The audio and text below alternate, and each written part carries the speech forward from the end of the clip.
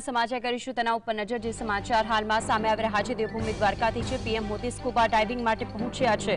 વડાપ્રધાન મોદી કે જે સ્કૂબા ડાઇવિંગ માટે પહોંચ્યા છે।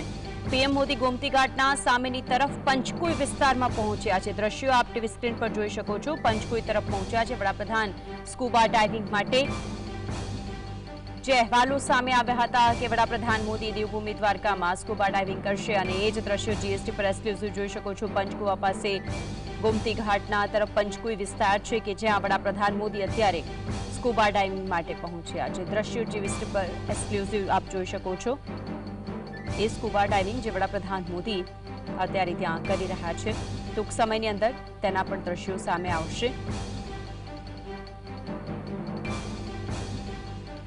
એ દેવભૂમિ દ્વારકાની અંદર એ દ્વારકા નગરી કે જે આખી દરિયાની અંદર સમાઈ ગઈ હતી। એ દ્વારકા નગરીના દર્શન કરવા માટે મોટી સંખ્યામાં જ્યારે અહીં જે લોકો પહોંચતા હોય છે ને ત્યાર પછી સ્કૂબા ડાઇવિંગના જરીએ તે લોકો દ્વારકાને નિહાળતા હોય છે। ત્યારે વડાપ્રધાન મોદી પણ અત્યારે હાલ સ્કૂબા ડાઇવિંગ માટે પહોંચ્યા છે। આજ અંગે વધુ માહિતી માટે સહયોગી અર્જુન જોડાયા છે। અર્જુન, સ્કૂબા ડાઇવિંગ માટે વડાપ્રધાન મોદી પહોંચ્યા છે, વિગતો શું?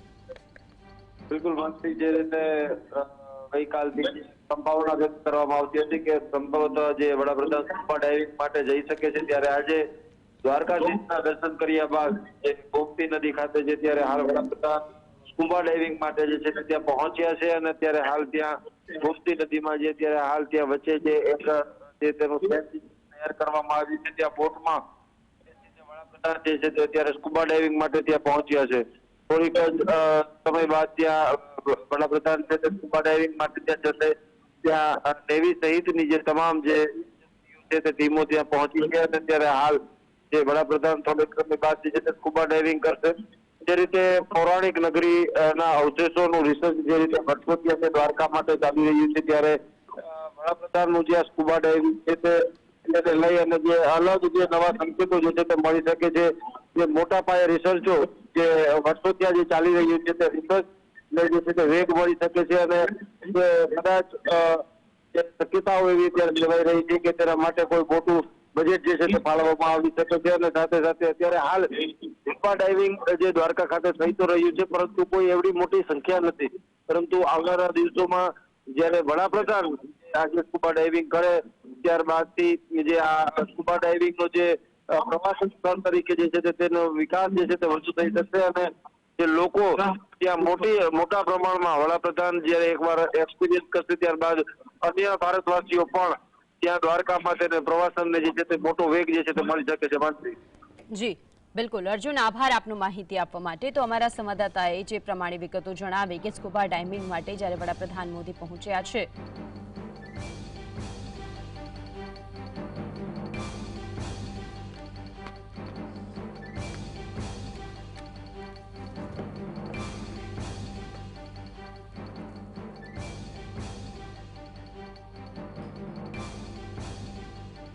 વડાપ્રધાન મોદી કે જે સ્કૂબા ડાઇવિંગ માટે પહોંચ્યા છે। મહત્વની વાત એ છે કે જે પ્રમાણે અમારા સંવાદદાતા અર્જુને વાત કરી કે ગોમતી ઘાટના સામેની તરફ પંચકુઈ વિસ્તારની અંદર અત્યારે હાલ બે બોટ આપ જોઈ શકો છો, ત્યાંથી જ સ્કૂબા ડાઇવિંગ થતું હોય છે। અને એ સ્કૂબા ડાઇવિંગ એટલા માટે કારણ કે એ દ્વારકા છે જે દ્વારકા આખી સમાઈ ગઈ હતી।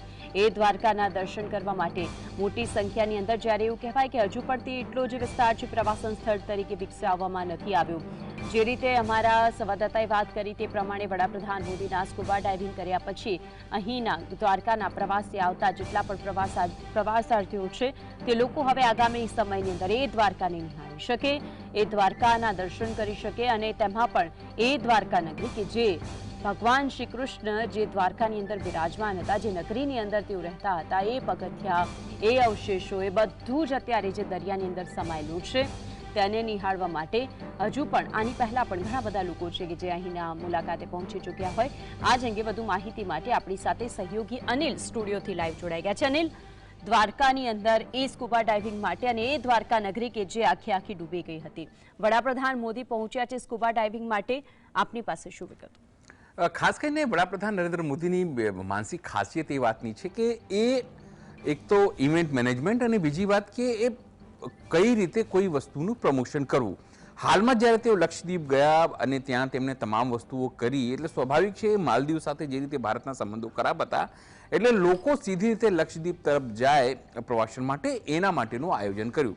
તમે જુઓ વારાણસી કોરિડોરની વાત કરીએ, તમે જુઓ કેદારનાથની વાત કરીએ, જ્યાં પણ પ્રવાસન સ્થળો જે રીતે ડેવલપ કરાય એના માટે એની બીજી સહયોગી વસ્તુઓ શું હોઈ શકે છે કે પ્રવાસીઓ ત્યાં જઈને વધુ શું કરી શકે છે અથવા તો એને આનંદ પ્રમોદની વસ્તુઓ કરી શકે છે તેના માટેનું આયોજન કરવા માટે વડાપ્રધાન નરેન્દ્ર મોદી અને એ જે સૂઝ છે એ વડાપ્રધાનમાં બ્રાન્ડ એમ્બેસેડર પણ છે અને બ્રાન્ડિંગ પણ તે રીતે કરતા હોય છે.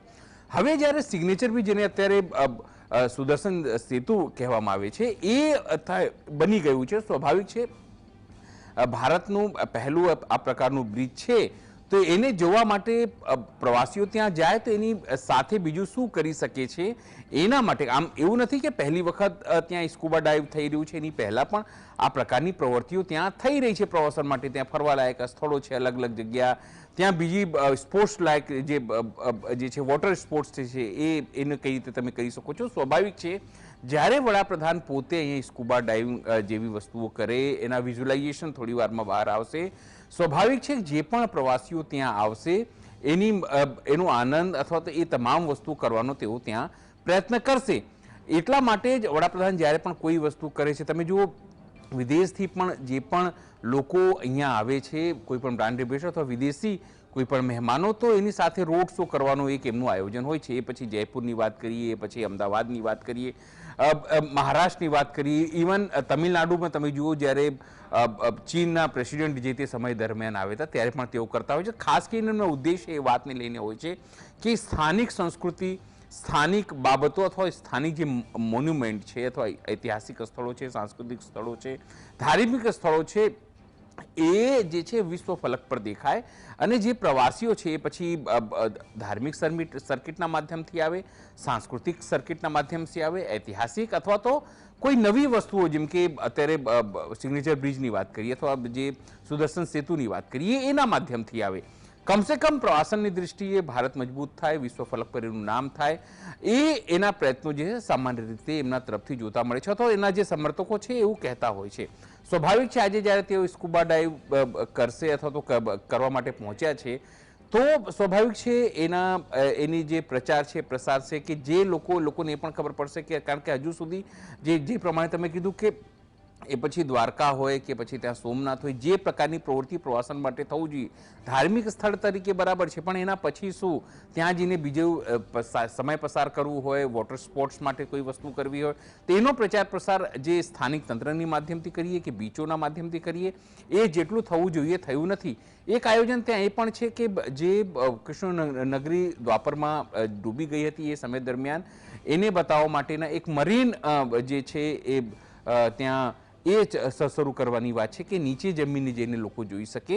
એના જ ભાગરૂપે જ્યારે વડાપ્રધાન ત્યાં પહોંચતા હોય તો ફૂલ બ્રાન્ડિંગ અને કમસે કમ ગુજરાતના પ્રવાસન સ્થળની બ્રાન્ડિંગ થાય એ ગુજરાત માટે પણ, ગુજરાત રાજ્ય માટે પણ અને ખાસ કરીને તમે જુઓ રેવન્યુ દૃષ્ટિએ પણ એક ફાયદેમંદ સાબિત થઈ શકે છે. પણ હવે મોટી વાત એ છે કે માત્ર વડાપ્રધાન નરેન્દ્ર મોદી સ્કુબા ડાઇવ કરીને ત્યાં જતા રહે, પણ એના પછી જે એની સાથેની જે વસ્તુઓ ડેવલપ કરવાની હોય છે, ઇન્ફ્રાસ્ટ્રક્ચર ડેવલપ કરવાની વાત હોય છે, વ્યવસ્થાઓ ડેવલપ કરવાની વાત હોય, એ જો પ્રોપર રીતે ના થાય તો આ તમામ જે કવાયત છે એના ઉપર પાણી ફરી વળે. પણ જ્યારે વડાપ્રધાન પોતે આ તમામ વસ્તુઓને ધ્યાન રાખતા હોય છે, જ્યારે પણ એ ગુજરાત આવતા હોય છે, એમની પોતાની જે પણ યોજનાઓ અથવા એમના થકી જે પણ યોજનાઓ થતી હોય એની સમીક્ષા કરતા હોય છે અને એટલા માટે જ એમની યોજનાઓ, કારણ કે સિગ્નેચર બ્રિજનું જ્યારે ખાતમુહૂર્ત એમણે જ કર્યું હતું અને હવે જ્યારે પોતે ઉદ્ઘાટન કરતા હોય છે એટલે સ્વાભાવિક છે એ તમામ વસ્તુઓનું કઈ રીતે ઉપયોગ થાય, કઈ રીતે સારી રીતે વિશ્વ ફલક ઉપર તમામ વસ્તુઓ મુકાય એનું ધ્યાન એ પોતે રાખતા હોય છે અને એનું જે સમીક્ષા છે એ પણ સમયાંતરે કરતા હોય છે. હવે ગુજરાત સરકાર અથવા જે પ્રવાસીઓ ત્યાં જશે સ્વાભાવિક છે જ્યારે લોકોને ખબર પડશે, આમ તો ત્યાં ચાલી જ રહ્યું છે પણ જે વ્યાપક પ્રચાર પ્રસાર થવું જોઈએ જે તે સમય દરમિયાન એ થયું નથી. એટલા માટે ખૂબ ઓછા લોકો જાણતા હોય છે કે તમે જો ધાર્મિક સ્થળે દ્વારકા જાઓ છો તો ત્યાં તમે સ્કુબા ડાઇવિંગ પણ કરી શકો છો. એટલે જે ગોવા અથવા બીજા બીચો ઉપર બીજા જગ્યા જઈને તમે તમામ વસ્તુઓ કરી શકો છો, તમે અહીંયા પણ ગુજરાતના દ્વારકામાં પણ કરી શકો છો. એ વાત બતાવવાનો પ્રયત્ન આના માધ્યમથી જરૂરથી વડાપ્રધાન નરેન્દ્ર મોદી કરી રહ્યા છે. બિલકુલ. અનિલ આપ જોડાયા અને વિગતો જણાવી તે બદલ